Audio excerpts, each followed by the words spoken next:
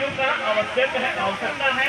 अब क्या करना है, 11 रुपया। अब क्या करना है कि बिहार सरकार का एक पोर्टल है epan.pia.in,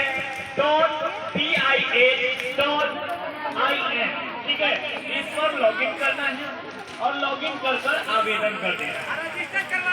जैसे ही आवेदन करवाइएगा आप पैक्स का सदस्य बन जाइए। अब पैक्स का सदस्य बनने से भैया क्या क्या फायदा है? सबसे पहले तो आप पैक्स में वोट देने का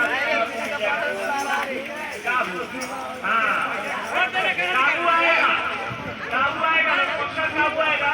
कैसे काबू आएगा? तो अपने पैक्स सकते हैं आप। साथ ही साथ आप जो धान की खेती करते हैं तो धान अधिप्राप्ति केंद्र के तहत आपका जो धान है 2300 रुपया प्रति क्विंटल के हिसाब से खरीदा जाएगा।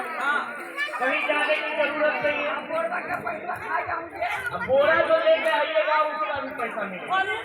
हाँ, बोरा का भी पैसा मिलेगा। और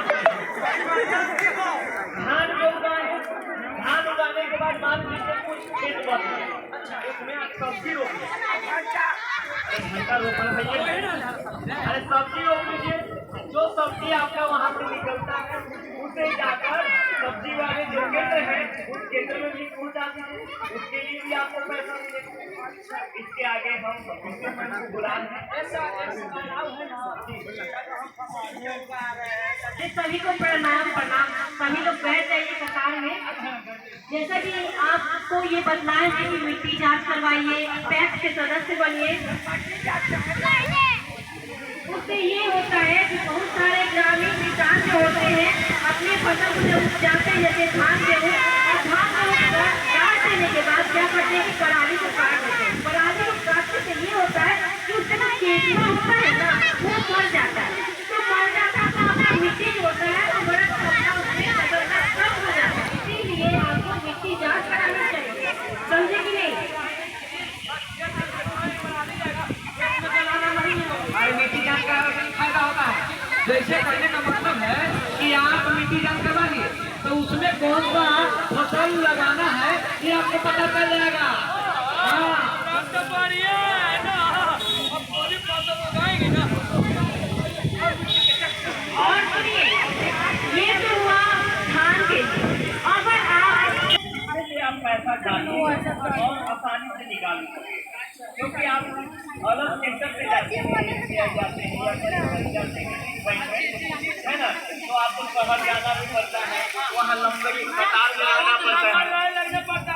जाना पड़ता है ना। जब आपका नंबर आता है तो लंबे हो जाता है आपके पंचायत में भी सारा सुविधा मिलेगा। और सुनिए, जब ऑफिस केंद्र खोला जाएगा आपके पंचायत के टैक्स में, इसमें क्या होगा कि आप अगर बीमार पड़ते हैं तो आपका जरूरत, सुनिए ना,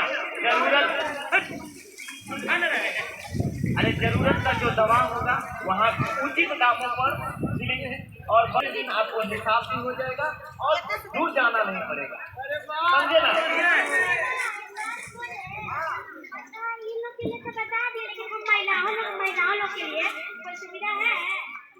जैसा कि मैडम बताए हैं, जनधन योजना, धन लक्ष्मी योजना, स्वावलंबी योजना, उसके बाद बिहार सरकार इन छोटी बच्चियों के लिए सुकन्या योजना, जिसके तहत 50,000 से 1 लाख रुपया तक इन लोगों को 0 वर्ष से लेकर 25 वर्ष की उम्र तक दिया जाता है ना, समझे ना। उसके बाद सुनिए एक चीज और, जैसे हमारे भाई बंधु जो हैं वो शहर में जाकर फॉर्म भरते हैं, वहाँ पर PDF निकालते हैं, उसके लिए मनमानी पैसा लोग लेते हैं। तो हमारे पंचायत में, हमारे पैक्स में CSC कॉमन सर्विस सेंटर खोला जाएगा और कॉमन सर्विस सेंटर के तहत रेलवे का टिकट हो गया, हवाई जहाज का टिकट हो गया, या आप नौकरी का फॉर्म भरते हैं, उस फॉर्म को भरने में कम पैसे में ही आपको आवेदन कर दिया जाएगा। अच्छा, यानी कि कम लागत में हमारा सब काम हो जाएगा। हाँ, अब सब काम जब शहर के अलावा गाँव में हो जा रहा है तो शहर जाने का जरूरत है। तो बढ़िया बात है, कल गाँव हो जाएगा डिजिटल। अब बिहार नहीं रहा जी ना, हाँ, स्मार्ट बिहार हो गया। हाँ बतला दे, तुम जो पूछ रहे थे सब उसका बतला दे।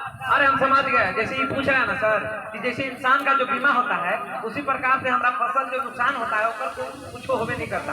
तो देखिए जिस प्रकार से आपका जो बीमा होता है उसी प्रकार से आपका जो खेत में है ना फसल, मान लीजिए धान का फसल है उसका भी बीमा होता है। जैसे कहने का मतलब है कि अगर आपका धान नहीं हुआ इस बार, या तो जल गया तो छूट गया या तो हो नहीं पाया ऊपर, अब जितना लागत लगा है ना आपका वो सरकार भरपाई करेगी। अच्छा, यानी कि अगर मैं टेंशन नहीं लेने की जरूरत है। हाँ भरपाई सरकार करती है।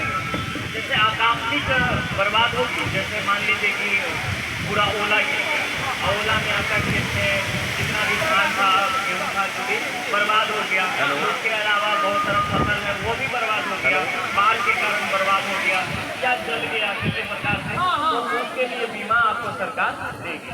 जितना पैसा आप लगाए हैं उसका आधा पैसा सरकार को।